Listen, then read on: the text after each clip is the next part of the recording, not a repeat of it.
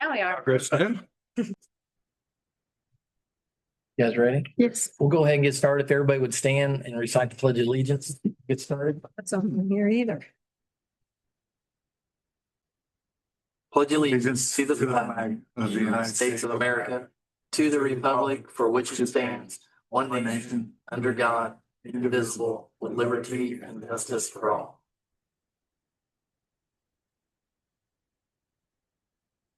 Roll call, please. Tim Brown. Here. Deb Hendrickson. Here. Joe Secos. Here. Brad Godecker. Here. And Richard Hill. Here. All right, we have a quorum. Ms. Carmen, invocation, please. Heavenly Father, our hearts are filled with gratitude this evening as we come before you to conduct the business of the town. Please be with those who are going through trials in their lives. Your word in Romans reminds us not only so, but we also glory in our sufferings, because we know that suffering produces perseverance, perseverance, character, and character, hope. Thank you for these powerful words that guide us through our seasons of trial. Thank you. Amen. Amen. Thanks, Carmen. Adopting the order of the day on the agenda. Any questions, concerns? I'd like to add Yes. something to the agenda. Okay. Well, they got appreciation for an employee. And I got paperwork on it, so when it's time, answer, I'll pass out some, Do council comment? and it's going to be on the agenda. That's why I ask if we want to put it on the agenda. If we don't want to put it on the agenda, I can do the council comment, whatever you guys want me to do. You have a with it. specific thing to say. Yes. Okay. Okay. And I'm asking for something. So When we get down to the council comment or something, we can address it there. that's fine. That's fine. I just wanted to bring it to your attention. That way it didn't get missed out. Okay. No worries. Over here, you guys okay? All right. First time in business is conflict of interest disclosures. That would usually be Mr. Watson. We have any? Yes, one. Two of them up where you- Oh, they're stapled together. That's right. They're stapled together. That's why I thought they were. Oh, Yes, okay. right. Mm-hmm. Firefighters. He usually reviews them and then comments or so. And he didn't, Stephen and I did not talk about these. I don't know. He didn't have these or he didn't share them with me. So I'm looking at them. I suggest either, you don't want to get it wrong, just either move it down the agenda or move it until Stephen's here next time. I'll look at them now if you want me to, but I'm not prepared to answer. Okay. Is there any big deal with pushing it off till next month, Carmen? I believe so. Or we're not doing any contracting or anything. These didn't look time sensitive as far as, Then why don't we just Yeah. hold off on it until next month until, We can address them, I believe, at next month's meeting. that would be We perfect. don't want to put you on the spot, sir. well, I don't want to get it wrong. That's the more important issue. I don't think you would, but There is one for Colin Yocum in there. We should probably do that one at the end of the meeting because he does have something being paid out Okay. this month.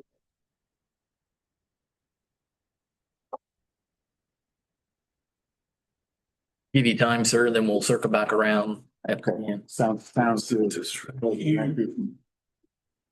here.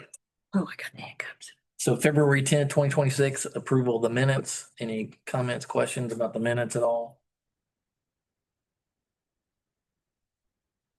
If no comments, do we have a motion to pass the minute? And motion to pass the minutes for February. Need some water? Got the hiccups. So we have a motion and a second. So roll call vote, please. Tim Brown, Yes. Deb Hendrickson, Yes. Joe Secos, Dane. Brad Godecker, Yes. and Richard Hill. Yes. All right, pass 4-0 to 1 abstain.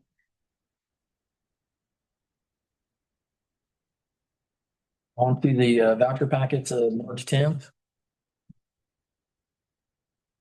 Questions, concerns about the voucher packets?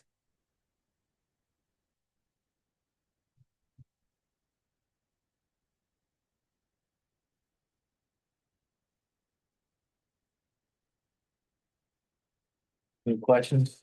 Confused? Brad, I do not know. Joe? Okay. We have a motion to approve the voucher package.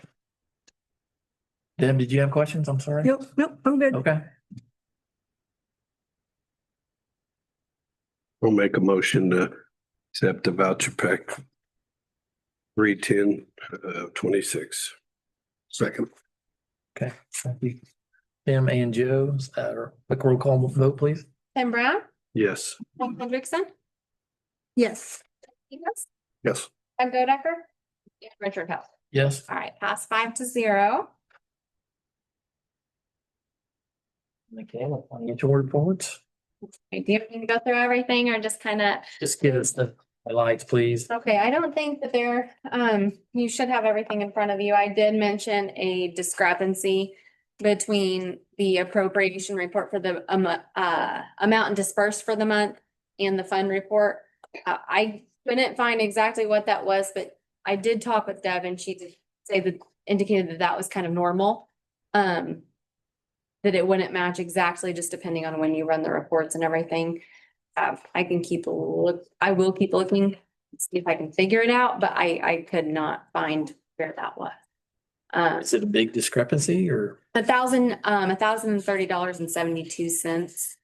But if she ran like the fund report and then waited a couple hours and she did a check and then ran the appropriation report, there's going to be a difference. So it could be, one payment of something. But whatever in the voucher packet is what matters.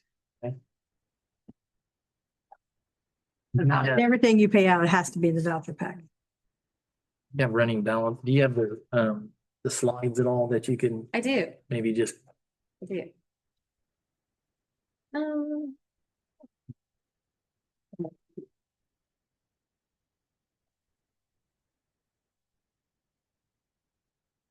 maybe just hit the highlights on those that come up? I'm saying.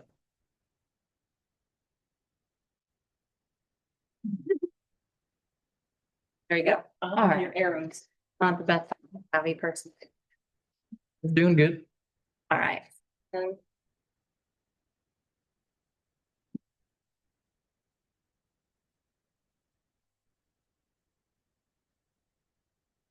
Going too fast, just like.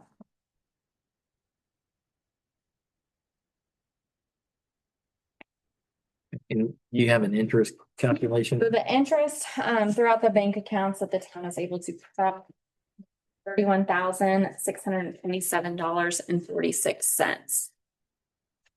Bank accounts. That Well, I do have a question. Isn't our water bond paid off? No, the water bond. Still showing that we have money. Well, we've had a revenue. Oh, So I think that might be just because the year hasn't ended, the prior year.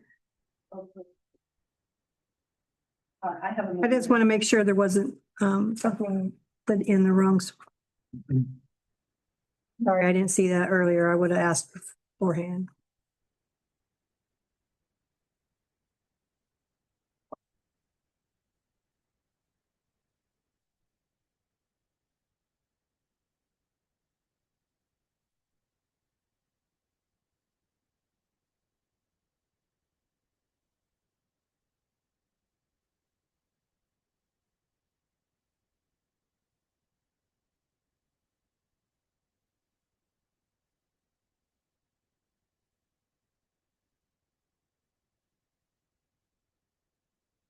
we will probably have to look into that and get back. Yeah, that's no problem.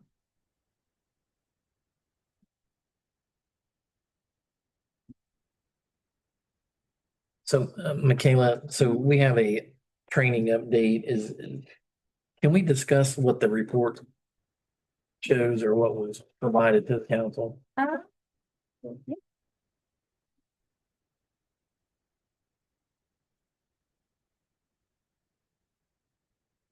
We I think still don't have the bank reconciliation put into the Keystone. That's, I just haven't that conversation. I've left that to the clerk treasurer and Stone to figure that out. So is that, To my knowledge, Jenny and Adam, team have been working on that. I know there's kind of some discrepancy and, comfortability, I guess is how you would say that, with what to post and what not, to finish out. So I know that they are working on that. I don't think that they've been posted into Keystone as of yet. There were some bulk adjustments and stuff like that. They were wanting to close out the year for last year. I do know that. In terms of where that's landed, I don't have a definite answer to give you. I do know that they are working on January and February's reconciliations. I know they're finishing out that Adams team is, and then the local government services is supposed to be taking over in March. Yeah, March 21st. As far as inputting it into the system, I think that is supposed to be done between Adam and Jenny on figuring that up through February. I don't have a definite answer for you on. And Debbie, are you kind of engaged in some of this at all? I guess my question is we're not in the Keystone. And then the 2 paragraphs down, she wants to give a 30-day notice to the supplemental agreement. So is Adam gonna help us get the stuff in the Keystone? Or are we terminating him, or what are we doing? They're gonna reconcile February. My interpretation is that means in the system as well. We're working with Making the systems match. Yeah. And then they're handing it off to us and then, or to local government service. Stone Municipality is handing off to us to where Yep. we're gonna get, have we given him a 30? Oh, we have? Yes, and I got confirmation of that.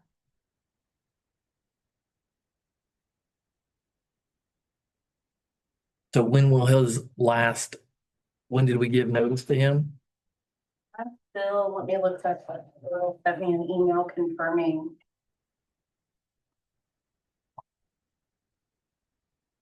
So he's probably gonna go into maybe April. We invoice for the work completed at the end of the month, so the invoice we send on 4/1 for March will be the final invoice, including the supplemental fee. Invoice on 5/1 will be for April's work, and we'll only have the base contract fee. So local government services isn't taking over until March. And so they'll have it, so they reconcile by the 21st for the previous month. So for February's, they should be reconciled by March 21st. And so that's why we'll get charged for March. And then Stone will go away from. So Stone's going away, and then the new group's gonna help in transition to make sure that That is my understanding. we're not taking 2 steps back. That's my understanding. Okay. Fantastic.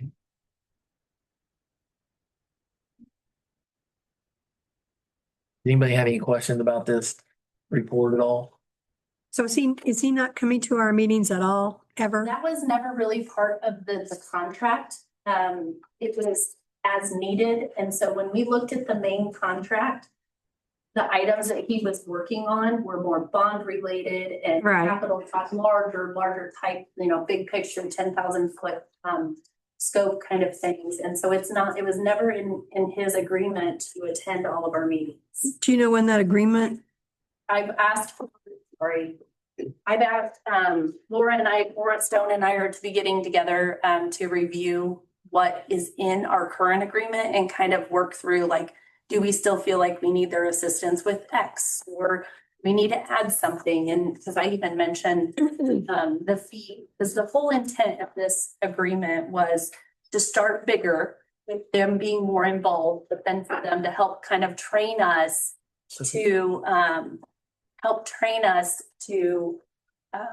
take over some things so that they could eliminate. And yes, in the contract, it does say, as we've requested him to attend meetings, but for a meeting, like, just to, like, if we don't have any true document, like, that he needs to be, I get his contract is something to be discussed, but like I said, I'm getting ready to hash through that document or that agreement with Laura to see if it's still something, do we want to pay what we're paying him monthly or paying Stone Municipal monthly? So. And Carmen, one other question. I know you're not supposed to be engaged in this, but somebody's got to drive this process. So page 2 of her report.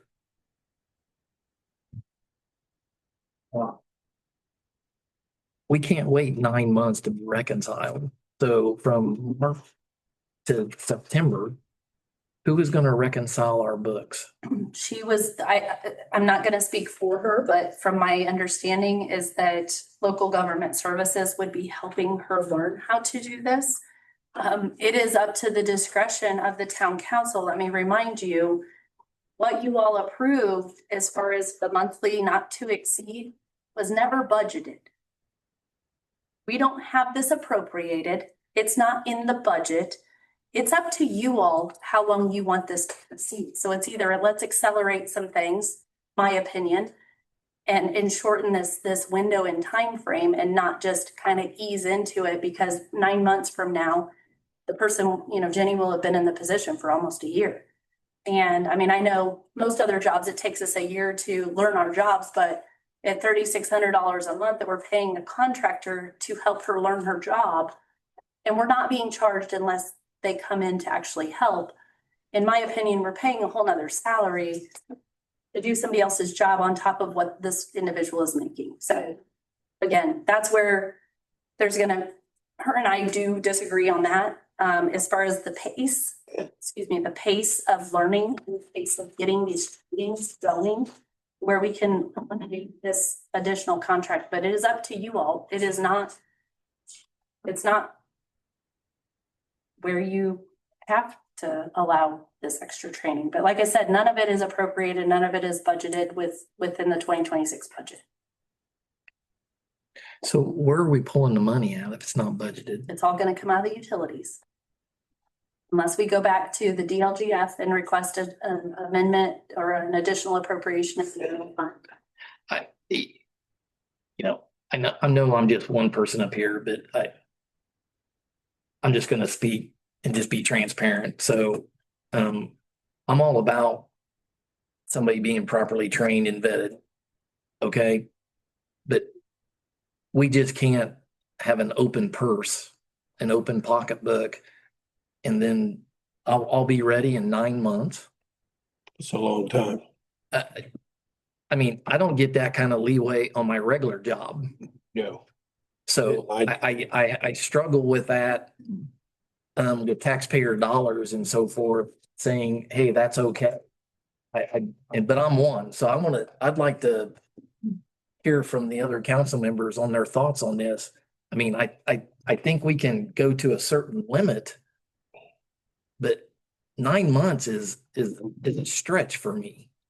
The one thing that I would ask before you open up comment is that Jenny is not here to That's the other. herself. She's at a She's conference. at the clerk treasurer's training that's required as part of the position.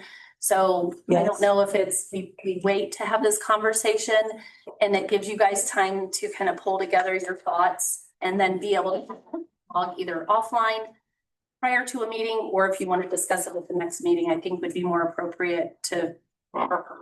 I've got it. Jenny has reached out to me and asked if she is online viewing right now and asked if she could be unmuted to answer to some of this. So there you go. I don't know if that's something we want to do but she asked me to ask you if I think we should wait.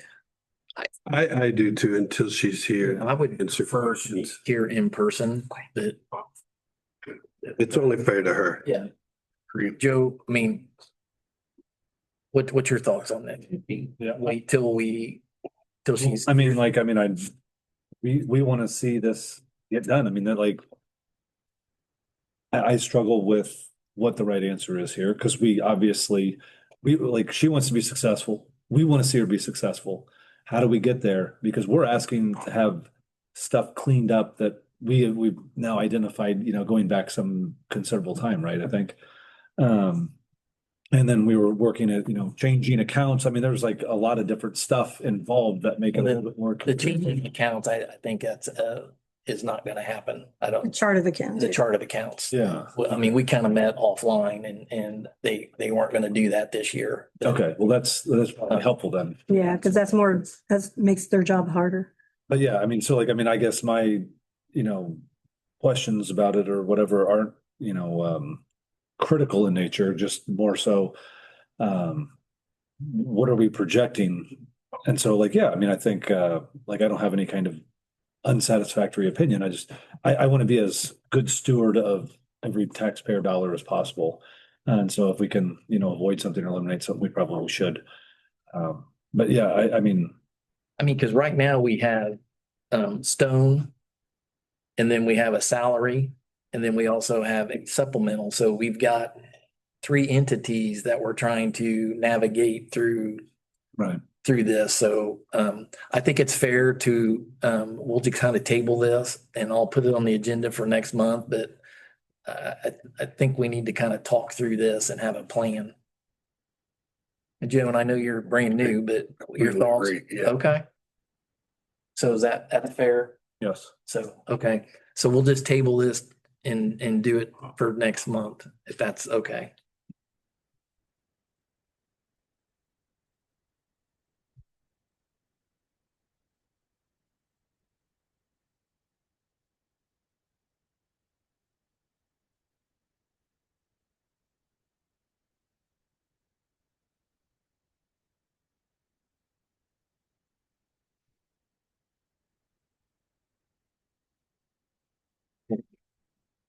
Going to old business, Carmen? 2602.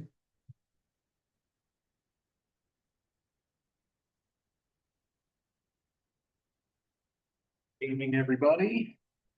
I want to go over the final reading, answer any questions or anything like that, but I'd like to highlight some key changes as we've rectified chapter 95, discussing our right-of-way stuff. So with the first portion of it, we are changing the standard right-of-way fee from $100 to $250 for the application fee. One other provision, as we saw with the development that we're currently ongoing with a cable provider, is to have some type of caveat or information in there where some of these projects encompass an entire subdivision, or in our case, the entire totality of the town, to where we have, for instance, for this project, we have a bore machine where we have multiple bore spot locations, to where instead of saying, hey, we're going to issue, we have roughly 90 bore locations throughout the town, instead of issuing 90 right-of-way permits, that we have a provision in there that each bore location would be charged at $25 per location, but it would be all housed under one general right-of-way permit. That would just clean up things administratively for us, to where we would capture that, opposed to having, separate permits out. And then with every right-of-way permit that we currently have, you're required to post a $5,000 surety bond.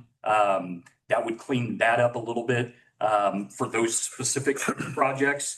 The other key items that I wanted to address, we also increased the surety amount from $5,000 to $10,000. But we also have a provision in there for a blanketed bond for folks like the gas company, folks that are going to be in our community multiple times throughout the year, that they could put up a $25,000 surety bond. And then if we ever had to dig into that surety bond, that it would always get replenished back to that minimum of the $25,000 at any given time. So that bond amount would never be depleted to any difference of the $25,000. Our liability stays the same of what we require right now. It's $1 million across the board. One of the other caveats that we have within this is the responsibility of the permittee. One thing that I had asked for, so very similar to what we do for Plan Commission, BZA, and things of that nature, notify the property owners. 2 ways of what we talk about within this ordinance. One is through USPS mail, or door hangers, with the Brightspeed project that we have in town. That's one of the requirements that we ask them to is to go around every place that they're going to be actively doing construction, is that they put a door hanger on every residence with a contact number, a contact person, if there are any issues, questions, concerns, to try to revert that information to the contractor to alleviate some of the calls that the clerk treasurer's office, the utility office, myself, that we get, that we just want to tell the contractor basically, it's in your book to handle all of these aggravations with homeowners or any issues or concerns. So one of the provisions of 9504 is to notify property owners. The other thing, coming from a civil engineering firm in prior employment, is as-built. I've had a couple of utility providers already provide me with this information. Is when you put something in the ground, we'd like to know about it, and we'd like to have your CAD drawings so that we can implement it through our GIS system.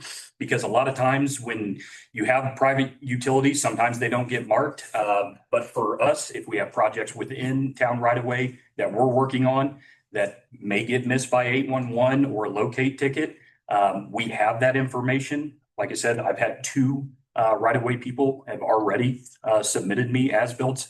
And then they also sent me a shape file so that we could drop it into GIS for us.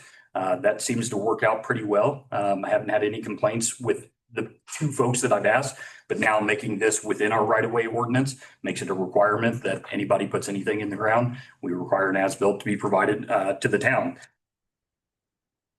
Can I ask a question about the borers? Yep.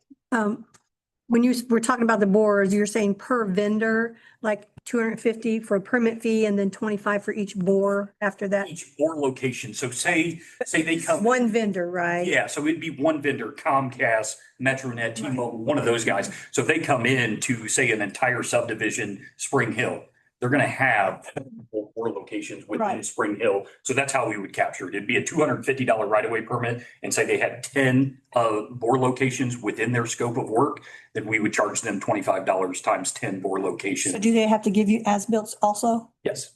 Okay. So that would still, the as-built requirement doesn't change regardless of bore locations, the amount of bores, anything that goes within underground from a utility perspective, you're required to submit the as-bills Okay. to the town. I've got one question for you. Yep. We all know this is gonna happen. Mhm. When you issue that many bore permits under one blanket is fine. What's the penalty for them boring out of our blanketed one? Do we have a fine established, like say, get a company in here, he pays for 25, he said, well, we'll just do this one over here. It's real quick, it's close, we'll get it done. If he is caught, is there a penalty for it? And if there's not, there should be. Yes, so I'll get into the penalty side. It's the very end of the right-of-way side, but it is 9599. So I will address that once we get to the end. We won't skip over it. The other portion that we're going to jump into is the open cuts. We have a provision now, anything that's been paved within the last 5 years of no open cuts or destroying of the road. And Councilmember Brown, there is a provision for emergency cuts located in C of 9505. He brought up a good point. Emergency repairs, we see it happen quite a bit. Gas line pops underneath the road or something like that. Public safety is paramount. At that point, the brand new road, as much as you don't want to cut open to it, there are provisions for emergency openings in that nature. So that does get addressed with this update to the ordinance, that you are allowed, as long as the town is aware, somebody calls us and lets us know, hey, we got to cut this road open. And then obviously myself, talking with Public Works Coordinator Armando, we'll come up with a game plan of, hey, yeah, absolutely. Public safety is paramount. There is a provision in there to cut open a road that would be, if it is paved within 5 years and public safety is at risk, or they have to get to it right then and there, then yes, obviously we would allow those types of things. The other thing that we also talk about as well is the repair work. We are requiring a 2-year warranty on any repair work for restoration purposes. So anything that gets patched, redone, they are to carry a warranty for 2 years of that. If it fails, they have to come back, fix all of the issues that we notice. So that provision's in there as well. Again, I'm not giving you every detailed piece of information within 95. I'm trying to hit some of these highlights, some things that grab that, because like I said, this chapter 95 is a total reconstruct of the right-of-way ordinance. So there is nothing to compare apples to apples with this new adoption of the ordinance. Another provision that we have is locating the depths of said utilities when you're calling in locates. We're asking for depths at 100-foot intervals. That way we know with certain things that are underground and the depths with them. Coming from the civil engineering field, private locates were really good about that, of telling, hey, water lines at this depth, that depth, worked out really well. So that's another key figure in there. We also talk about the time limit to give you 15 calendar days after completion of the work. Obviously, between November 15th and April 15th, some of that restoration stuff is hard to do, no different than when I issue C of Os and TCOs for single family homes with yards, grass, stuff like that. So there is a provision in there to allow for a little bit of extended periods of time through those bad winter months and stuff like that for restoration. And then we also bring in line pollution. One thing that we've looked at a lot, and certainly dealing with the tornado of 23, we see a lot of utility stuff, a lot of stuff hanging up on the poles. There's a lot of provisions that talks about that, safeguarding the community, having wires down, having proper signage if we have an open hole to make sure that that's spoken about. So there's a lot of those types of things. And as a matter of fact, just this week, we had a handhole in the Spring Hill subdivision, and the handhole had a utility box on top of it. The box was leaning. I asked the contractor, this isn't up to snuff. This isn't good enough. It from the eye, it just looked bad, and it just looked like a shoddy job. So we made him rip it out, reset it, and set it properly. So those kind of provisions, obviously, if it's in the public right away, we want to control that. We want that to look good for our residents and people that live here. So that provision's also in there as well. And then I believe I will get to your last part, Tim, which talks about the penalty. So we do have the penalty, which is very similar to the old. We do have the $500 a day penalty that we can assess for noncompliance with Chapter 95. So that provision is in there.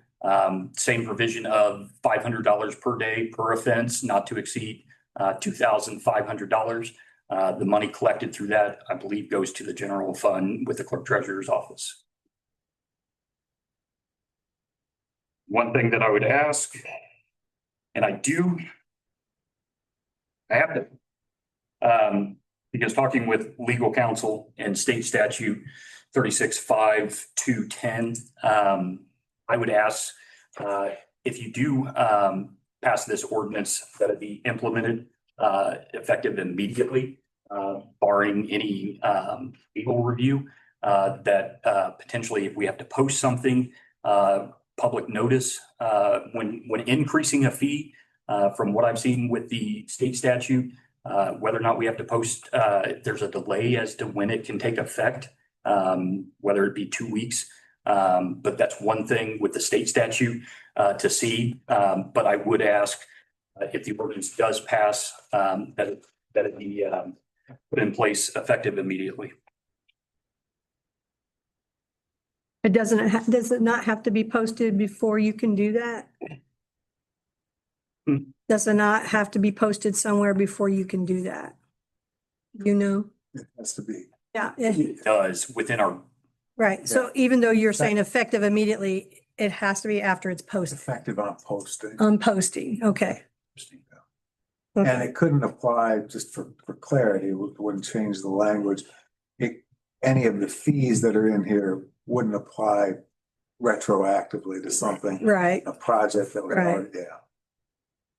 Hey, Billy, I got a question. So on your risk, on your insurance Yep. limits and so forth, due to the fact that we're changing, has that been vetted by our insurance, the adequate amounts, so forth? I wouldn't say that it's been vetted by our insurance, but we pulled this section directly out of the city of Franklin's right away. And it mirrors what we already, from an insurance standpoint, I assume, are you talking about the liability side or are you talking about the bond amount? Well, yeah, 9503. I guess my question is those amounts being vetted and going back to having a fee, one fee, but potentially doing 10 or 15 bores. Does that mean you're gonna have potentially 10 or 15 work trucks and boring machines doing all that to where does the insurance cover all that? If they're doing all that, does it have to be ratioed? That's what I'm asking. We just need to make sure that we're, Yeah, and so one thing also with the surety bond that we also require COI, which is your certificate of insurance, which also holds $1 million.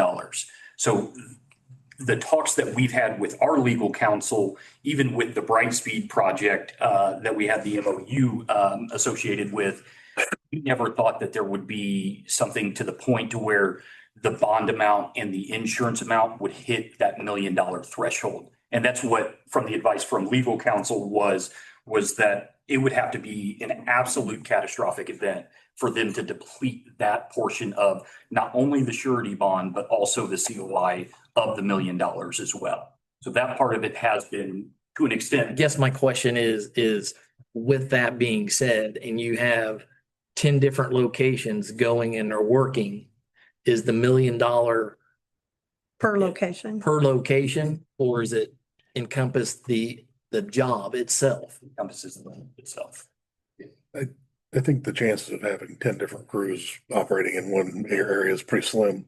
I was getting ready to. Potentially could be 2 or 3, but I'm just saying. Yeah, I was gonna you know, say that from if you- my understanding is from typical installation, I've yet to see, even on the Brightspeed project that we're talking about right now, I've yet to see 2 bore machines running in the same day. Like, in order to get them to get a crew Okay. out, that hasn't ever seen to where somebody comes and says, hey, we're gonna go gung ho with this and just say, we're gonna release everybody. And so provisionally, one of the things is when we have a major project like this, one thing that we do is, one, we have recon with the developer. 2, I invite all public safety, fire, police, town administration to go over the project. And then we phase it out like what we're doing with the Brightspeed project as well. We'll say, hey, this will encompass phase 1. This is the only spot that we're going to release you to go and say you're good to go. Until that is up to snuff and totally complete, then we release you for phase 2. So we wouldn't be Good idea.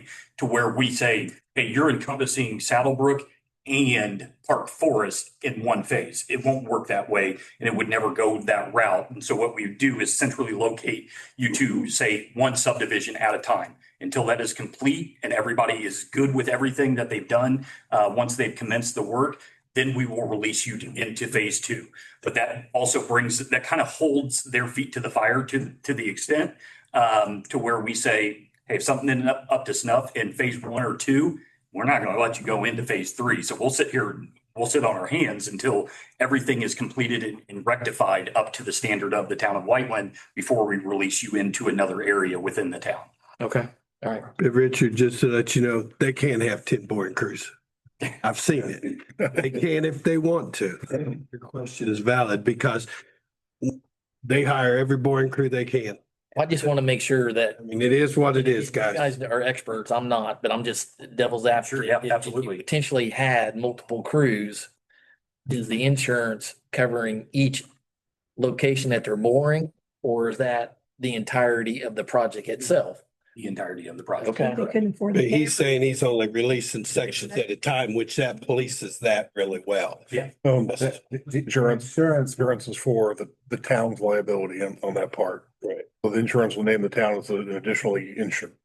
So they'll have their own insurance on their own Mhm. equipment and lines.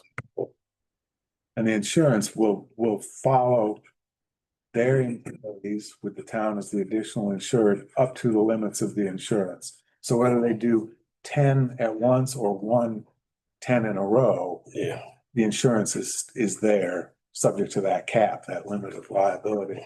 And the bond is for the project, however defined, but they're only released one phase at a time. Correct. So it's a question of the aggregate number. Mhm. Um, And I guess that's my point, is the aggregate number high enough to cover all that?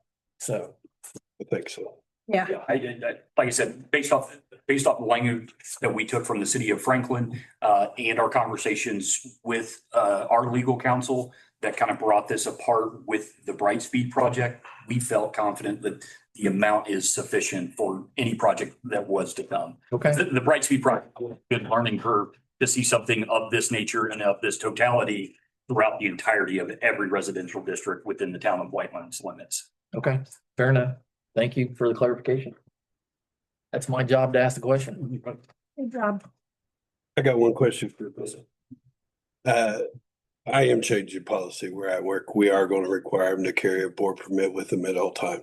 That way, when our street department walks up there, they can ask for that. Are we going to, I mentioned that to you last time, are we going to do the same thing? That way, if Mondo's out, he don't have to stop to call you and can't get a hold of you. He could say, where's your board permit? You got it right there. The number's there. He's 100% okay. Yep, we have a provision on there that you will have, your permit placard on you at all times, whenever you're doing work within the town of Whiteland. That's perfect. You're required to produce that information to us, whether it's myself as the acting building commissioner or any employee within the town of Whiteland, you are required to produce said document. And that helps you out because there's more eyes out on the ground with everybody looking for it versus just you. Helps me out too in my area. Well, I appreciate that, guys. So you have on the agenda, this is final reading. So I make a motion to approve ordinance 2026-02 as Billy has described. Per legal review. Legal's already reviewed it. Okay, so they're okay with it. Yep. Make one little typo suggestion in 9599, the word city is in there twice, and that should be edited to say town.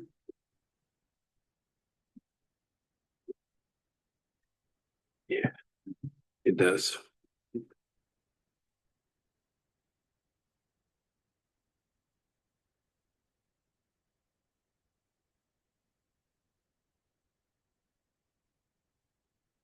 Debbie, you want to redo your motion? Okay. Potential edit. I make a motion to approve ordinance 2026-02 pending the adjustment of the word city to town as described by Billy. Do I have a second? I'll second it. Okay. Debbie and Tim, quick roll call vote, please. Tim Brown, Yes, please. Deb Hendrickson, Yes. Joe Secos, Yes. Brad Godecker, and Redford Hill. Yes. All right, pass 5-0.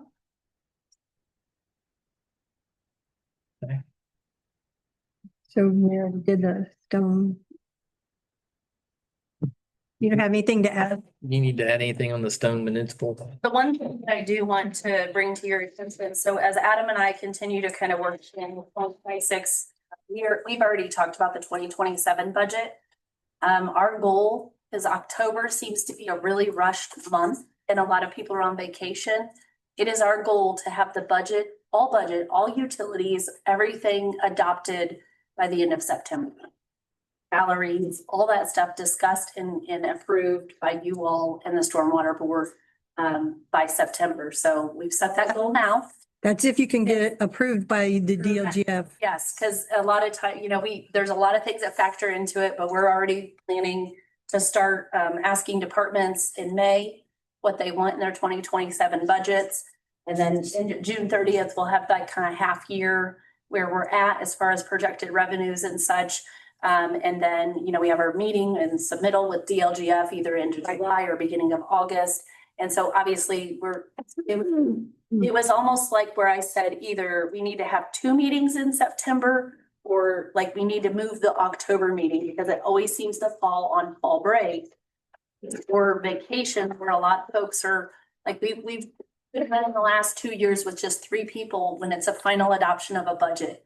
And so anyways, Yeah. that's our goal for this year, is to try and get our budget adopted. And then obviously if we have to go back to DLGF and make changes, that's. Does the DLGF have a deadline on submitting their budget to? No, the state does. Okay, The so State Board of Accounts, Like we have a date of like. November 1st. Yeah, but we've always run super close. And then especially if we didn't end up having a quorum at the October meeting, we're really pushing to rush to get that done by the deadline of when we have to have it submitted. Well, I was talking about, you're talking about our budget submitted to them, but they have to submit their numbers to us so we can get our budget approved. So when is that No, time? what Am I we do is we understanding get all of our numbers at the end of June. Then we have a meeting, but sometimes they don't start their meetings with the municipalities until the end of July and 1st of August. Well, then you can't really have your first reading until September. And then second reading in October, but you have to have so many days between the two readings, 10 days. So we have. You can possibly do them in both in September. And we've always not always, we've traditionally elected to not do our DLGF rep meeting until August. You don't have a choice. And They have a calendar. And she has already reached out to the treasurer. She reached out to both of us, but she's been talking with the clerk treasurer on some of that. And you're kind of at their mercy. So again, it's a goal. It's a goal, yeah. We're gonna try to hit it. But I agree. I mean, Adopted. as long as you have 10 days in between the two meetings, we can do them both in September. That's not a big deal. Okay, That's my only kind of thing I wanted to point out on his. Yeah. okay. Thank you so much. You're welcome. We have to start somewhere, right? What are you doing? No. And then, Local government services, is that No. Michaela? well, that was Or- what we, That we already- you guys want to talk about it again? No, Oh, that was that report thing? Okay, that was a Jenny thing. okay. We'll table that for next month. New business, comprehensive plan progress update. All right. Carmen? I didn't want Billy to get to talk twice, and I didn't really get to do that this time.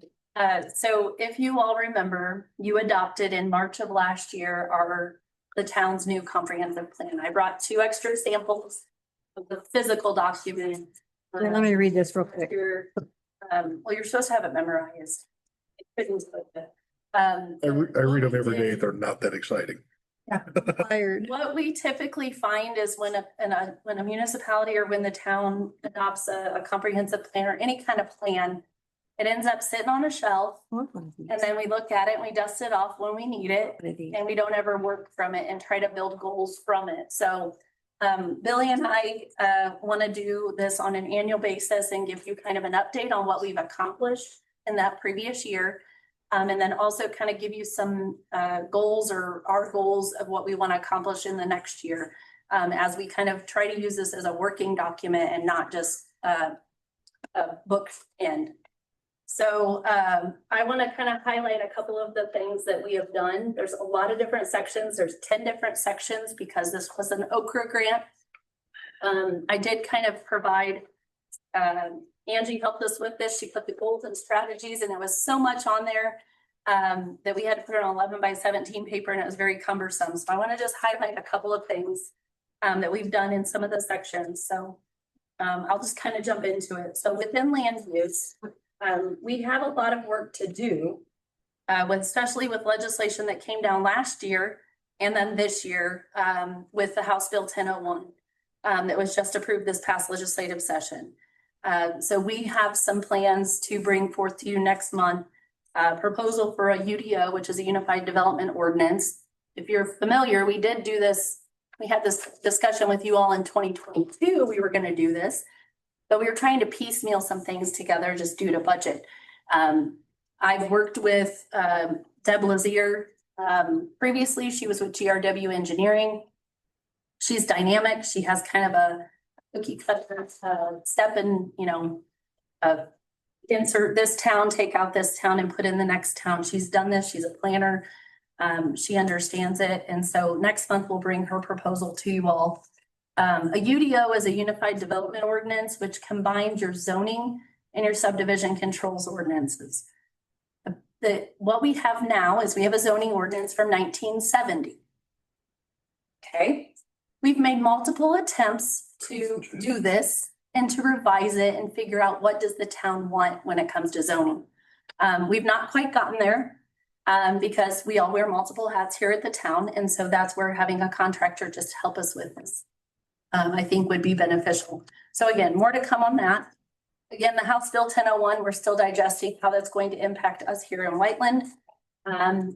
One of the key points is whatever our fees are, once this is enacted, we will not be able to touch them for 5 years. So we will be quickly trying to figure out, because again, our fees have not been touched in many, many years.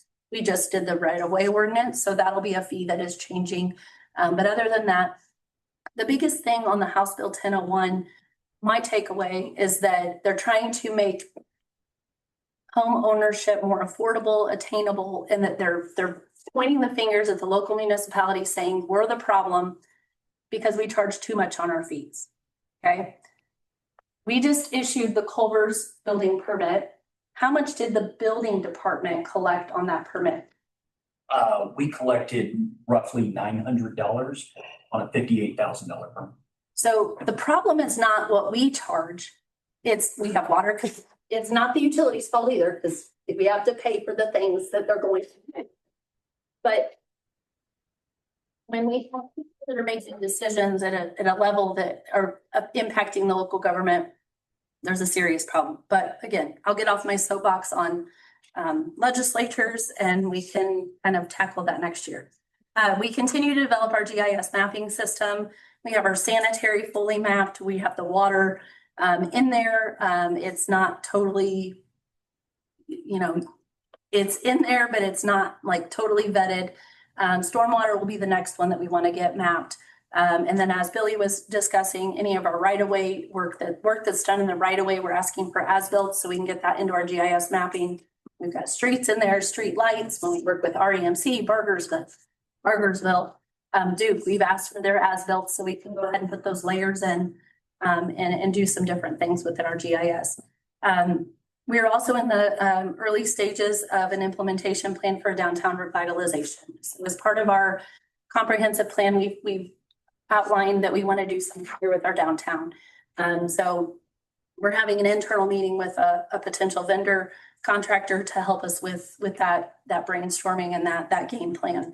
When it comes to government and fiscal capacity, I continue to have meetings with department heads on staffing needs and their requests and ask for justification. So again, as you see the 2027 budget, you may see additional positions being requested, and then the justification that goes along with why we feel like we need that. The capital improvement plan, that's a fluid document, but we do try to look at that. And I look at it quarterly with Adam Stone to say that along with the capital asset plan, that capital improvement plan, what are our big picture items? What do we want to try to tackle instead of just chipping away at the low hanging fruit of a $50,000 project or $100,000 project. These are multi-million-dollar projects. So we are making progress on that. The placemaking, we're in the final stages of developing our park and recreation master plan. That should be adopted. We need to have a public meeting before April 15th, before we send that off to DNR for their final blessing. Economic development, I continue to meet monthly with Aspire Johnson County. You all, recently we just approved Sugar Foods, and we have D&H moving in here in the next year. Blackhawk. Blackhawk. Okay, it has another name too. So Blackhawk just signed the last leasing space at the Patch 2 building, the smaller of the two buildings. So all of the Patch buildings are fully leased, or well, they're leased. So we are starting to see an uptick in requests or interest when it comes to economic development. It kind of lulled there for a couple of years, but we're starting to get some interest coming back. Transportation, we did submit at the end of last year a trail and pedestrian path grant through the Department of Health. Our application was one of 20, but it was denied.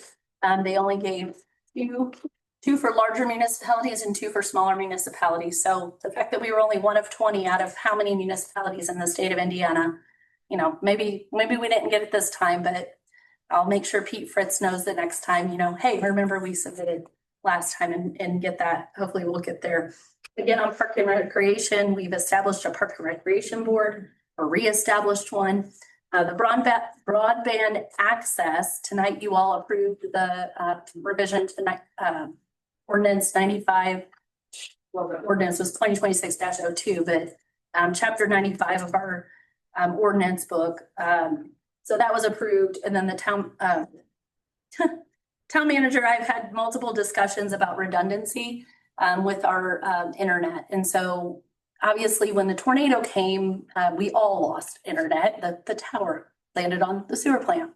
But that has been one thing that's been important to me, is to ensure that we have redundancy. If we lose signal at the sewer plant and they can't get the SCADA information for water or sewer, that there's a backup on the internet. And so I've talked with a couple of different companies that offer internet, and who we currently use.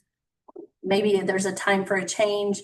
But talking about redundancy, the problem is that if they don't have the infrastructure already there, it's the customer's responsibility to bring it to everyone. So I'm kind of waiting to see if I can convince somebody else to bring, fiber closer to sewer plant, but can't really get that until somebody builds there. But anyway, so broadband access, that was a big Okra requirement. And then hazard mitigation, I'm currently, myself and Derek have attended Johnson County emergency management meetings. They're currently adopting a new emergency response plan.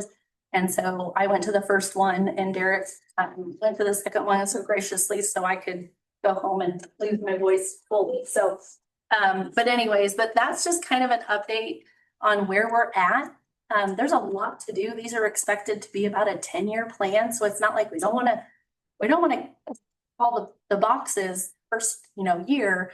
But we've got a lot of cool ideas that Andy and I have kind of brainstormed about how we want to help make this plan, again, bring it to life. So, any questions for me? Yes. So you had mentioned the Blackhawk, was that the project that was brought before us a couple months ago that they didn't say it's much of anything, or is this something completely separate? It's something completely separate. Okay, So, thank you. yep. Anything else? Thank you, Carmen. Good job on taking this out and having like you said, a working document. Well, it was myself and Angie and Billy that all kind of pulled that together. So, Kudos but yes. to all you folks. And you only have just a couple of these? It's on our website, Okay. but if you want to check it out, I'm going to be no, I'm just kidding. You can, You have a sign out sheet? yeah, I'm going to need a sign out sheet. They're very, The cards like you used to have in the library. yeah, exactly. They're very expensive. So you gotta give it back. Mm-mm. Yeah, that's exactly what she just said. Next item, Tops are right. water tank preventive maintenance proposal. Who is speaking on that? Like, no, he's in the back. Oh, Let me just skip to Jesse real quick. okay. Oxidation ditch. Mr. Jesse. Everyone. Tonight I'm bringing for you, I just want to clarify, this is work that's already been performed. It was performed in September when we had a violation from IDEM because the oxidation ditch went down. So this is just the invoice from that project. And I'm just asking for approval to go ahead and pay that invoice to Maddox in the amount $28,656.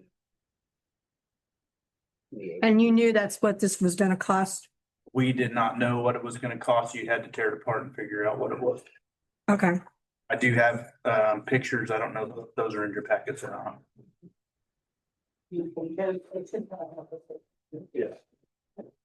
But this was something that when the ditch went down, I didn't keep in and we had a violation. We had lots of complaints downstream. Okay. And the work is performed and we're up and running and we're good. So what's this page here then? Is That, how long it took it to, those are, is that the third it page? shows hours. So those are their labor hours. So they only worked 7 hours. Those No. are different. No. There's 33 hours. Okay. I was gonna say that job should have taken longer than that. Okay. And so they redid 2 shafts, 6 bearings and the end pieces and everything goes with it.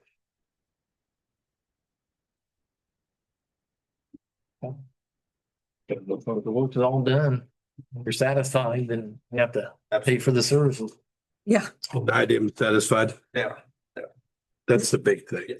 Is this payment in this voucher packet? It'll be next voucher packet. Okay. Okay, Of a motion to pay the invoice. I'll make a motion. Sam, Second, quick roll call, please. All right, Tim Brown, yes. Deb Hendrickson, Yes. Joe Seekos, Yes. Brad Godecker, Yes. and Richard Hill. Yes. All right, pass 5-0. Appreciate it. Thank you, sir. Thank you. Thanks for jumping on that and keeping us compliant. Keeping me out of hot water. Well, you're not out of hot. Those reports come to the town council person. That kind of concerns me a little bit. They do. You're right. It puts responsibility on you. Yeah. Realize. That's elected official, right? Yeah, that's what you got that raise for. Coordinator. Extra fun. Steve, I think you're up. Water tank required preventive maintenance, sir.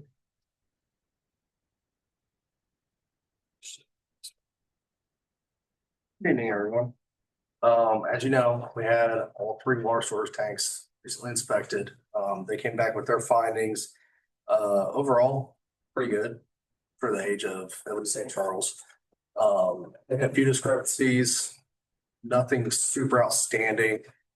So right now, the only big ask on it is we would like to bring St. Charles and the one at the sewer plant up to compliance on OSHA fall protection.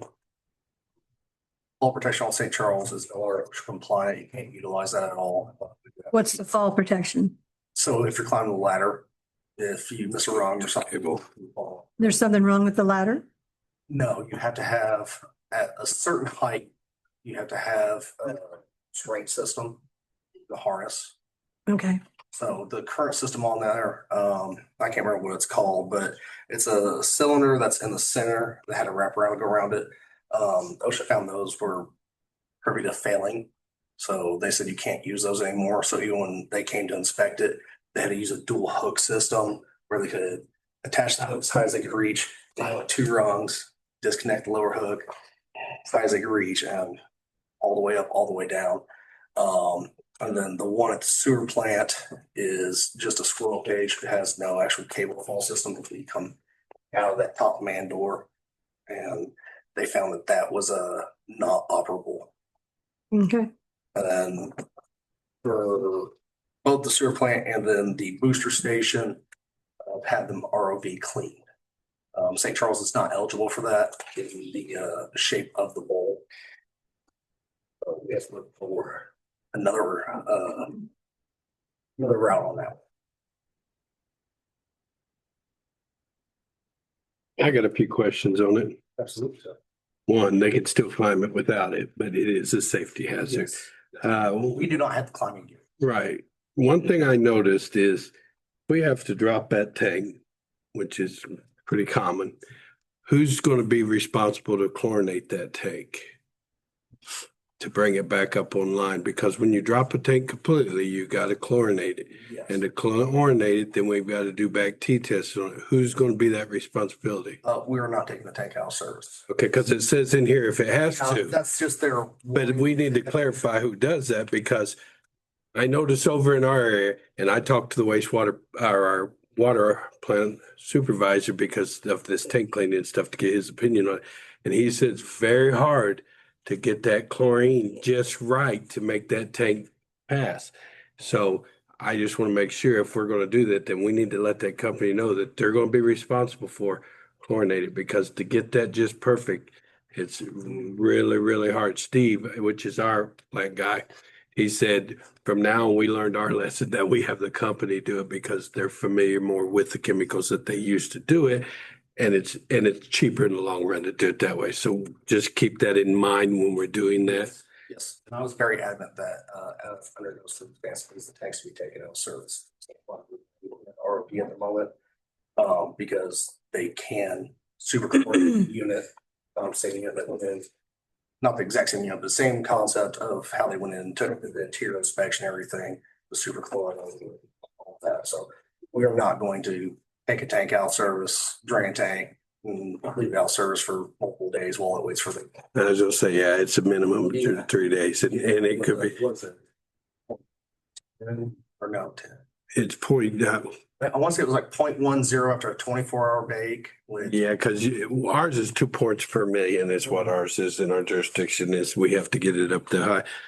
And then the other question I had is it said cleaning. I noticed on one tank it was $5,200, but on another tank for the same thing, it's $8,060. considerably larger tank. That's what I was wondering. On the one you have, it has a bigger tank, the size of it, but this one, it says 456, 309. You look at this one, it says 300.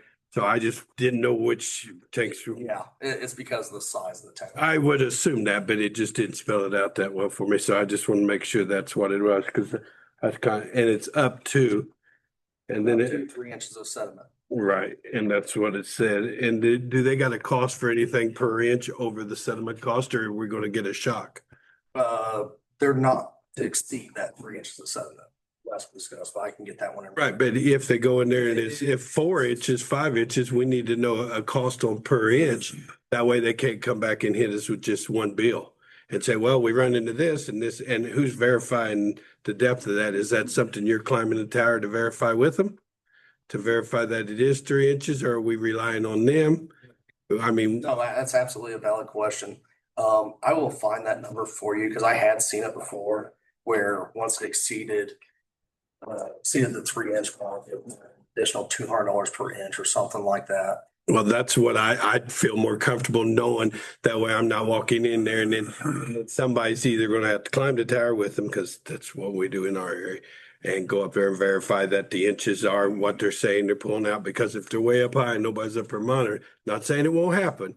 But just to protect our interests, I'd like to know what it would cost over 3 inches per inch. That way we got a good understanding of that on the bill and then we don't get sticker shock. That's fair. And then I noticed that it said that we're responsible for the trash on this. And we're responsible for doing the dumpsters and stuff. And it did call out hazmat material. Do we understand the cost to haul off it? Hazmat material is pretty expensive. So, Don't foresee there being any hazardous material in this one. I think so I noticed because we went through roughly 4 rounds of the quotes over all 3 tanks. And that seems to be a lot blanket statement that they just put on everything. There's a couple things I pointed out that wasn't even part of the scope of work, and that's what was their answer. It's a blanket statement they put on everything, just like the drain in the tank. it just concerns me because if we're paying to haul out hazmat material, that gets expensive. I mean, that starts at the minimum $5,000 and goes up Yeah.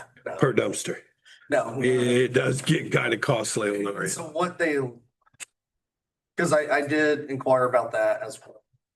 And the way it was best told me was if they were to go in and strip the paint off of the tower and say it had been lead-based paint, that's now hazardous material. That's all I had. I appreciate it. Thank you. Steve, I had a couple questions. So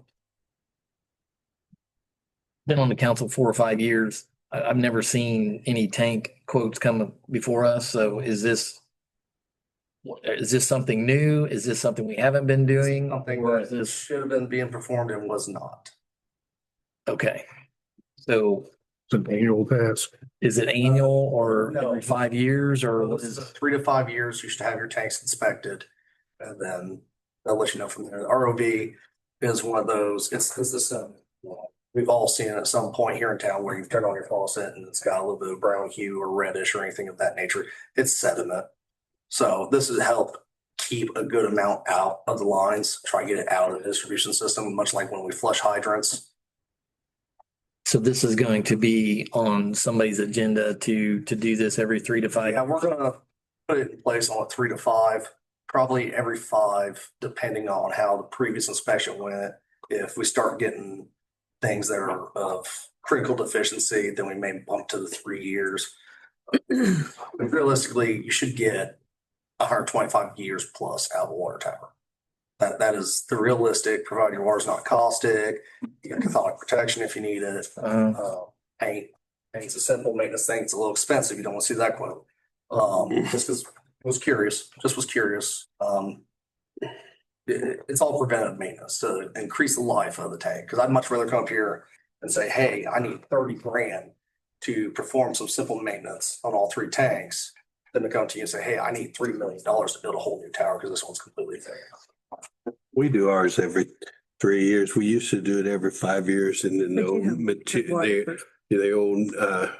older utility manager changed it to 3, but they think about going back to 5. But it's standard practice for, like Steve says, every 3 to 5 years. And it's a good thing because they could catch a problem. I mean, I think this needs to be clarified up a little bit for pricing for me to be able to vote on it tonight. But what he's talking about is a good thing. I mean, it helps the town perform better and helps us have quality of. So tell me how old each tank is. That one I could not tell you off the top of my head exactly. I want to say St. Charles was completed in the mid-80s. Booster tank was completed in 2019. I think the sewer plant water tower was completed early 2000s, I believe. So having those type of tanks on our OSHA and installing the ladder safety and the cables and stuff like that, are they non-existent now? Or are we improving that? So St. Charles has no cable system, doesn't even have a squirrel cage. It's straight up until you get to about the bowl. So You lean back like that. So, excuse me, but when they installed that, Different time. different time, different parameter to where they didn't have to have that? That time, that fall protection was probably the latest and greatest Okay, compared to nothing. so we're bringing up to like Uh, 2026 code. Yeah. Okay, So for reference, the booster tank has the cable fall protection. That was just built in 2019. We wouldn't get wrote up for it as in fines from OSHA because it is grandfathered in. But they would suggest, yeah, you probably ought to put a cable system in it. And it's the lot, because some of our older towers don't have them either. I mean, we just got, right, climb up and you're done. Jesse's climbed several of them. So it is a standard practice, but on our older ones, we don't have them. But we wouldn't get fined for it, but they'd say, no, we suggest you do this in the future. You need to in a budget somewhere. So they're not demanding we do.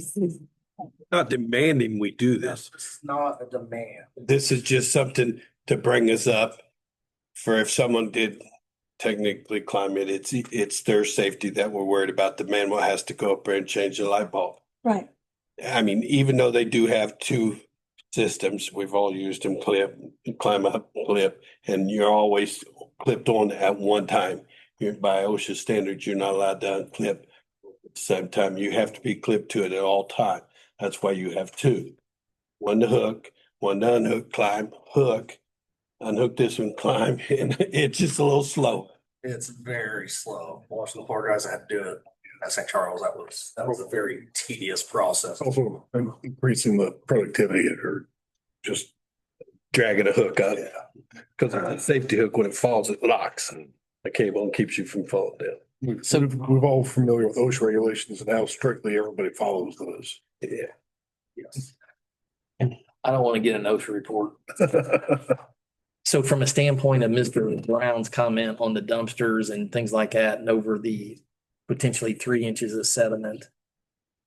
Does the council want to wait? Can we have time to, or do we want to approve off and not to exceed number? I want to approve. I won't vote for it until I get You it want to on per update the inch, numbers? because I know how this could play out. Personally, I'd like a hard figure. I mean, it's something we're not going to get done right away. It ain't going to hurt us if we wait another month because they've been 20, 30 years without it.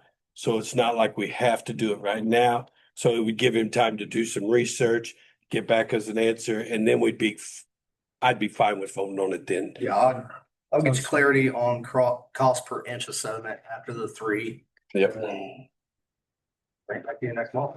No problem. I'm fine with it. Table it. Yeah, I guess I'll make a motion to table this until Stephen comes back with per inch cleanup. And Anything else that we want him to specifically address so we can put on it next month?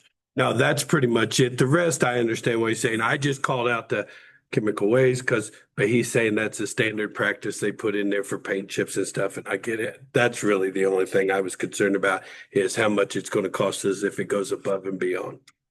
What you have today is 5 pages. The original report is about 70 pages and the first quote was about 30 pages. So just for reference, everything that they said needed updated came to about $606,000. I don't think we need to vote. I think we have consensus of getting consensus. Yep. See you next month with it. Thank you. Before you step away, Absolutely. bring us up to speed on the hydrants. Where are we at? We have parts in, meeting with lawyer Thursday, and we are going to get 5 of them projected back in service. So, Okay. big So step. 5 of the 10. And when will the other 5, the second group of 5, and when will the project be completed is what I'm looking for. Not a set hard date on that yet. So what I did was I went with, they're bringing Gus, who has been doing fire hydrants and touches about every single style and age in existence. I've selected 5 of the kind of more out there, like, how would you fix this? Is this possible? And so it's going to be a hands-on learning. Go with him and then go to similar hydrants that have the same issue and try to fix that one in-house. So you're doing 5. So what are you shooting for? What's your plan? You shooting for by the end of the year? Oh, absolutely. Okay, that's what he's asking. Okay. I hope to have this done no later than the fall. I'll Okay. get every hydrant back in service. All 10, That's the the, later. that's the hope. One of them's gonna be questionable. Okay. Okay. I'd like to see, if we can, the sooner the better. Oh, And absolutely. I understand Absolutely. scheduling and time and so forth, but these have been out of commission for, Quite a long time. coming up for 12 months, right? That we're aware of. Who cares? From the inspections we did. Just make sure it's sir. Oh, it is. Okay, It absolutely is. thank you for the update. Good job, Steve. Town manager report, Carmen, did you want to? Dang it, unless you guys have questions on my report. I didn't. Rock. I know, because I call her when I'm ready. Ask questions. I ask a ton of them. I know. Believe me, I get it. You should be a lawyer. You think? You said you did have questions or you? No. Asked? No. I call Carmen if I got questions about it because I figure that saves me from wearing your guys' time out with all my questions up here. Mr. Cox, you're up, sir. And Matt, a lot of questions. The only thing I really had for you tonight, the root next, we're gonna start a hiring process. It can happen, so we can do a full process, expected to do by the end of the year. First one expected in about 4 months, the other one later towards at the end of the year, so just want to have that prepared and get everything ready before it happens instead of waiting for it to happen and then hire. So just found those out. I have a question on that. Yes. You're going through this process. Do the officers what's leaving, do they know once you make this process done that they still have to leave? Yeah, they'll be. They can't change their mind because we're done giving another gentleman a chance, and I don't want to pull him from somewhere and say he's got it, and then he goes tells his boss and our guys say no. Then it puts him in an awkward spot with his boss or her boss, either one. Once they put in their notice that, and I haven't gotten them from either one of them, I expect to get them here soon. Once they put in their notice with what their final day is, that'll be it. At that day, that'll be their final day. I just worry about someone else. Concerned about, I don't want to get no one else in trouble. Yeah, thank you. Okay. Thank you, sir. Eric's not here. Armando? Nothing too crazy. Good evening, y'all. So I just want to provide a little bit of a kind of speed ahead, if you want to call it that. So before next meeting, the Bob Glidden roundabout will be going in. So that's gonna start, on the 16th of this month, you're gonna see some of the signage going up, temporary signage that'll be going on. And then starting on the 1st is when they're gonna actually start the construction of the Bob Glidden. It will be in 4 different phases through construction. So with all the contractors, we've had public safety, fire and everything, the town manager, along with every other department heads on the way forward. They've notified NDOT, they've sent out messages, they've done everything possible to try to mitigate any of the bigger confusion and or hassles, right? We already know that area there is very problematic when it comes to the warehouses releasing, and especially around that 3 o'clock, 4 o'clock timeframe. So all that taken into account, all that's being worked in and worked out. So just want to provide a little bit of kind of, if you see that going on, everybody knows it's going to happen. So that is coming down. Additionally, hopefully our parking lot, we can move forward with the resurfacing or repaving of our parking lot starting around that timeframe too. I'm still waiting for hard dates on that from Omera for the commencement. So I just want to provide that in case you see that, and you will see that and feel it before the next town council meeting. Any questions? So are they gonna close a Whiteland Road completely when they do the Bob Glidden roundabout, or? Yes and no. So it's going to be in 4 different phases, right? Basically, they're going to run it in quadrants. There will always be an entrance coming from 65 to the warehouses. However, going eastbound on Whiteland Road, that will be closed most of the time. Potentially all the time. In with public safety, police and fire, there is a workaround for them and their, on calls and so forth, so on, that happen in the truck stops and across the highway and how they can get out to that side. So the short of it, Bob Glidden, we do have a gate at the end that we will facilitate the entrance for fire and so forth, so on, to be able to, shorten that response time. So there is that communication, along with, we just had a newer developments within the past few weeks on Cooper Tire. So we've been in contact with every, facility out there and how they're, in and out for both big vehicles, deliveries and such, and their employees. Cause I remember when we did this first one out here, semis tried to come through. We had to sit the police out there. And I wasn't here for that, but so if you foresee some of that same issue happening and, the contractors are trying to and how we do that, unfortunately, we're gonna have some of those issues that are gonna happen no matter what you do and how much planning goes into it. But just please know that all departments have been involved. We've been in close contact with the contractors and everyone that is gonna have their hand in that. But it is gonna be a night. Hopefully not, but it's still good. Sure it'll go smoothly. Yeah.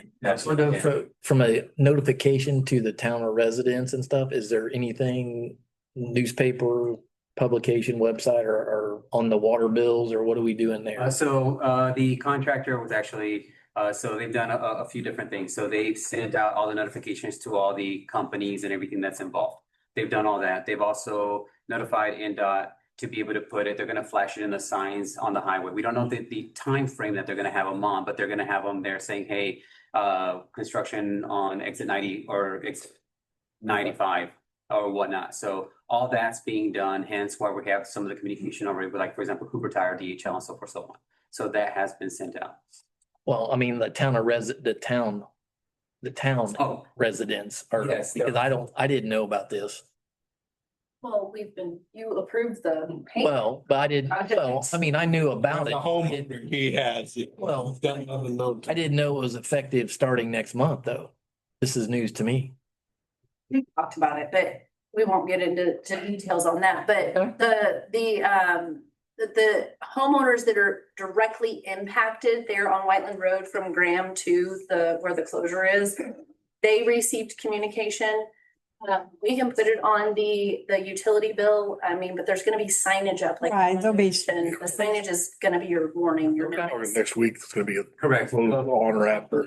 On the 16th, you're gonna have the signage that's gonna go up for all the residents, and they're gonna start getting that whole new pattern and kind of getting the residents, and not only that, because it's a transient, right? So you have a town that drives down Whiteland Road, so it's gonna kind of give them the read ahead. Hey, this is coming down the pipeline, and the traffic pattern changes and stuff like that. The reason I brought it up was because there was a question, so I brought this up right now just to give you guys That's good. Yeah. Good information. just for the next town council. I got a Thank you. question for you. If Next week, sometime you get some time, can you set up a meeting with me sometime after 4 next week? Just whenever it's at your earliest convenience. Absolutely. I'd like to go over a few things. Not a problem. What is the official start date and what's the projected completion date on Okay, this? so the official start is gonna be on the first. April first will be the official start date. The completion as we speak right now is July 2nd, right? However, they have until September to be completely done with all the administrative stuff and whatnot. There is some other things going on with, the mural and whatnot. It's gonna be actually pretty fast and, it's gonna be pretty quick when it comes to the actual construction of it.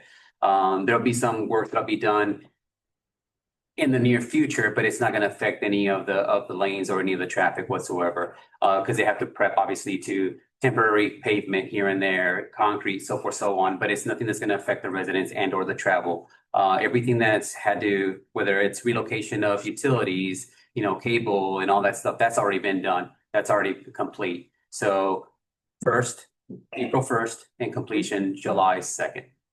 If at all possible, kind of like what they suggested, if you can put that rough general information on like a utility bill or, prominently on the town's website or something like that. Because it's like, I'm aware this project was coming up, but like, I had no idea what the projected, start date was or anything like that. So, Yeah, I would imagine I'd stop almost short of every pushing the person, finish date. it would be taken by surprise. And so like, it would just likely be a nice courtesy if we could do it. So I would stop short of pushing out the finish date, because that's all weather dependent. Right, no, 100%. And If we get 2 weeks of rain in June, Yeah. then that 7/2 date goes out the window, right? And that's why I have that September, that's their Push for it too. I thought it was degree. on the completion period of it. Years ago. Absolutely, but dependent on some of these things. That was part of our communication plan, was that Crossroad is coming up. They've done all the communication, and that would give us what we put on our sites, on our website, on Facebook and things of that. So Yeah, we'll be sharing. Yeah, once again, we're about a month out, a little bit less than a month out, but I wanted to make sure that I voiced We it. appreciate the update. yeah, that's great. That's awesome news. Questions? Maybe the Daily Journal will do us a courtesy. there's communication with Alyssa, and she's planning to put an article out. She's already had conversations with Crossroad directly with questions, and it's been like one of the most communicative projects that we've had. Ever had, yeah. Yeah. As far as east as I get is right here, because I work from home. So I didn't. You do better than me. I just get to the. Thank you very much, sir. Yeah, go through it every day. Mr. Richards, or do you have anything else, sir? No? We're done with him. Jesse, anything else? Oh, Just real quick, I'll just give you an update about the plant. In January, we treated 17.46 million gallons. We were at 67% capacity for the month. We were an average of 98% removal rate, which is excellent. Also, on the first of this month, we had a new employee, Andrew Patterson, start. He's in his second week now, seems to be working pretty well. So I think that's going to be a good thing. Well, that's good to know. And how did we do with the rain? All that rain we had? Yeah, we handled it. That's about the best we ready to do. They stayed their head above water. okay. Thank you, sir. Sir, you want to touch base on the disclosure? Yeah, thanks for giving me the opportunity Yes, to sir. read through it. You should approve it. Okay. Should approve it? Yeah. Okay. Okay. Well, So moved. so moved. Have a root. I record which one you're doing. Yeah, it needs to say the name. You do them individually? Deputy Chief Yokens, we're only doing one. Just the one. One. Deputy Chief. Mr. Yoakum Yes. Yes.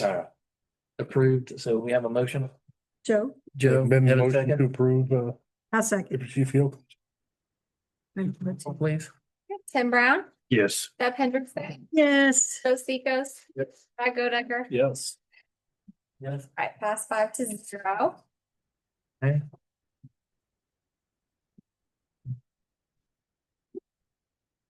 Mr. Brown, I'm gonna pass these out. So I'll take one and pass it down, but I don't have one for the young lady down. Oh, Michaela. Yeah, so pass these down if you would. And when everybody gets one, let me know, and then I'll go through what I need to say, and then we'll just deal with it after that. Thank you. Well, I've been up here for a little bit. Couple years, year and 2 months, or year and 5 months, whatever. And I notice things, and there's three things I'm really strong about with the town. One of them is the townspeople. Next is town employees. Next is the infrastructure. It's a very big part of me. That's what I do where I'm at. And I think our employees should get recognized for what they're doing. And I've noticed since we've been going through our administrative change in our clerk treasurer's office that we've had someone step up to do everything she's dumped upon, to follow this, to do this. She's asked to do things what's over her job title. Okay. In my opinion, she needs to be recognized for it. And I'm asking for her to get an $8,338.40. Because the time that we didn't have a clerk treasurer, she stepped up and done it. Same pay that she was. We asked her to fill shoes. That wasn't her responsibility. Well, that's kind of what Right. her job title is. I agree, but she could have said no. Right. No- Okay, but she didn't. But the point is, the deputy clerk, is supposed to step up and help, but she was doing the job. Always talking in the meetings. Everybody, we're going to her for everything. I see it happen in all forms that people are pushed on to do their job. We all need a job. I understand that. But sometimes we push so much that they could break. And I don't want to lose the employees we got because I think all our employees are very valuable. I'm just going to tell you how it is. I think each one of us, one of you guys do a great job. I mean, I don't always So you agree want with you guys. Payment. A one-time payment. But if she's asked to keep going above and beyond, then we need to think about later on increasing. If this is the thing we did, I brought this up. I went to Carmen. I discussed this with Carmen on my own. I'm the one who started this because I've seen so many times in positions that people get pushed on to do everything, but we really can't gripe because we really have to have a job to pay the bills. So we just down and do it because that's just what we got to do. Okay, but if she's going to do it and do a good job and answer questions, and I understand it is part of her job title, I agree. But it just seems like she's just getting dumped on from one after another after another. And I think if she was doing that job completely, then she should have got a little extra for doing it. That's just my opinion. I'm only one person, but I don't want to take a chance of losing her. I don't want to take a chance of losing any of you guys. Regardless of what my opinion is, we might not always get along and you guys might not agree with everything I do. I understand that and I'm good with that. But my best interest is for you guys because I want you guys to stay with the town because you've been here. You've been here the longest. You guys know, just with Carmen too, any of the police department. We want them to stay here because the longer they're here, the better they are for our town. Our townspeople are the ones who suffer if we don't have town employees. And that's where it all bases down to it. This is my opinion. I would like to do it one time. And then if we see that this keeps going on, that it's getting dumped on him, we will work with the clerk treasurer once she gets her feet on the ground because we know she's not. But we're dumping all this money out for training. I mean, why not give it to some of our employee what deserves it? Now, that's just my opinion. I would like to make a motion to do it. But I'm only one person.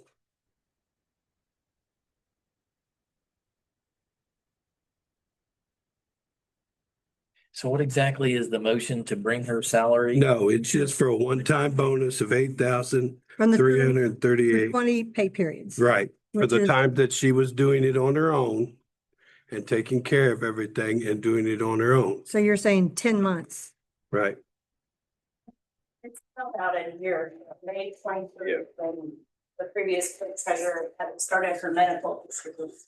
Was unable to do this. So Michaela's been doing not only her job, but then the clerk treasurer's job. And so that's where I get like pinching in and helping where we can is one thing, but the It was, what we did is we took the pay differential of what the clerk treasurer was making versus the deputy clerk, and that's how we came up with that number. Is, let's just say hypothetically that she was being paid what the clerk treasurer was, she would have been receiving an additional $416.92 a pay period. And that's where we came up with that, with the pay periods, It was for the time that she actually did the job. and is still doing the job. No, We went through it. For a unique perspective on this, I've been on the other side where duties and responsibilities are dumped on your lap as an employee and you say, well, what do I get for this? They say, good job. That increases your burnout so much quicker. And I want the town manager. I think this is a great, I'm the new guy here, That's when he was there. but I think this is a great thing.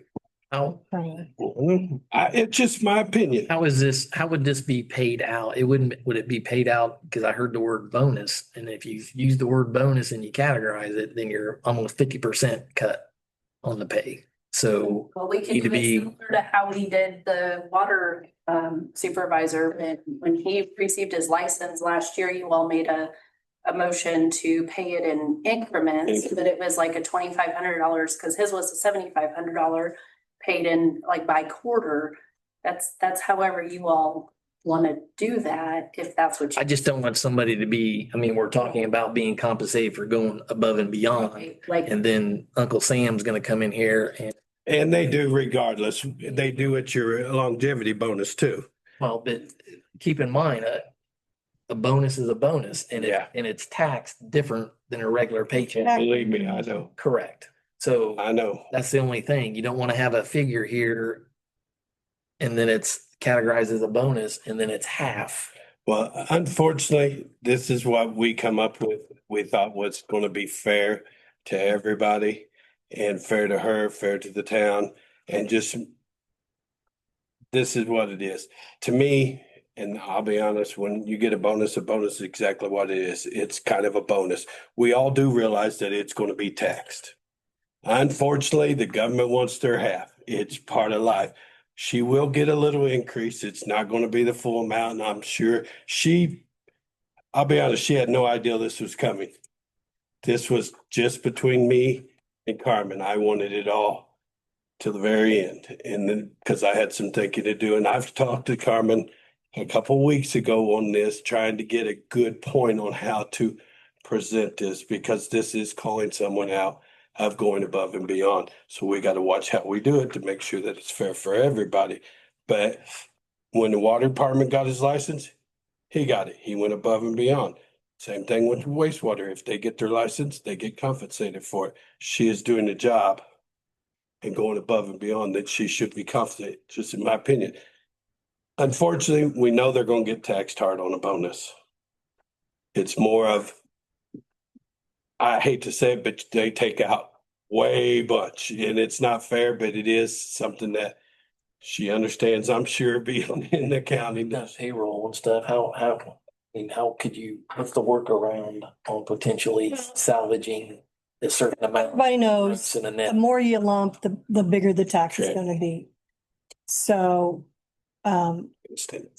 you can do like Carmen said, do like we did with Stephen. You could pay it out quarterly. You can pay it out bi-weekly. It's however you want to do it, if you want to do it.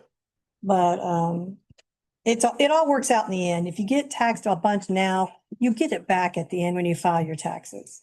Because you still make the same salary no matter what. Correct. So it's not really that big a deal as far as tax goes. It is, and in the end, it works out. It's Yes. just really what this is showing someone that as a town, we do appreciate the work that she done, or he does, either way. That way we can show our gratitude for her stepping up. Because what happens, let's say, God forbid, our new one says, I just can't take this, I'm done. We're gonna have to have her step up again. It is a lot of stress to do that. As Debbie well knows, it's a big stress to be the clerk treasurer. And I think. Well, especially when you don't have town managers helping you. Correct. Not you, not. But I'm saying, Debbie's been through this. She knows exactly what it is. And it's just my thought. That's, We're talking about three-way split, water, sewer and storm. yeah. Cause she works for all. Yeah, we couldn't do it out of. Oh, yeah, she works for all, and I'd say just a one-time thing. And just do a check, be done with it. Taxes are taxes. There's nothing I can do about that. Nothing we can't do about it. In the end, you'll get a little bit. But if you do it, I think we should ask her how she wants it. I'll put her on the spot. No, I mean,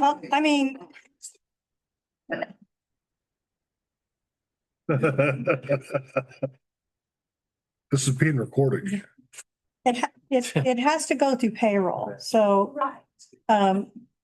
because in order to do those taxes and file them with the EFTPS and all that kind of thing. And I just feel like all at once is, like you said, a lot of tax money coming out.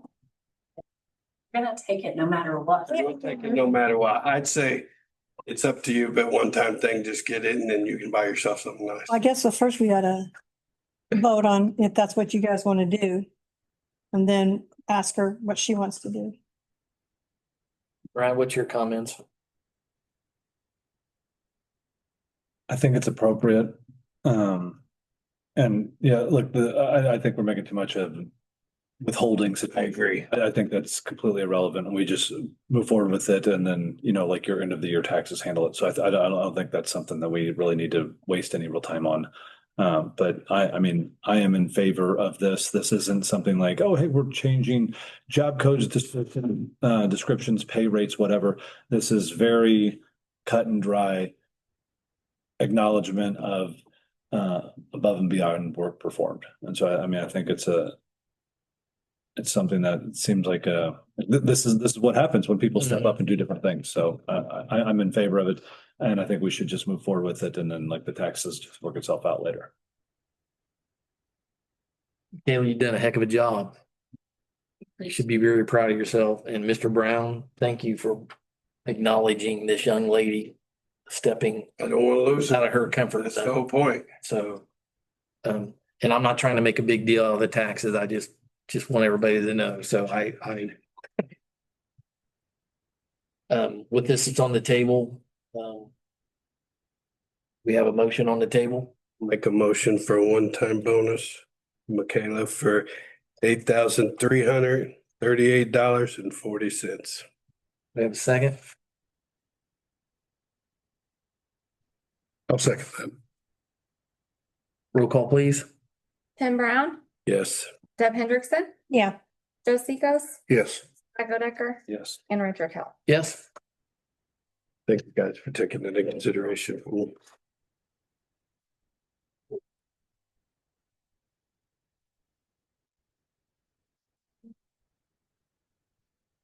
Public comment? Council comment? Then go ahead and adjourn. Thank you. Still all right. No, I got to try that. Oh, that's the word.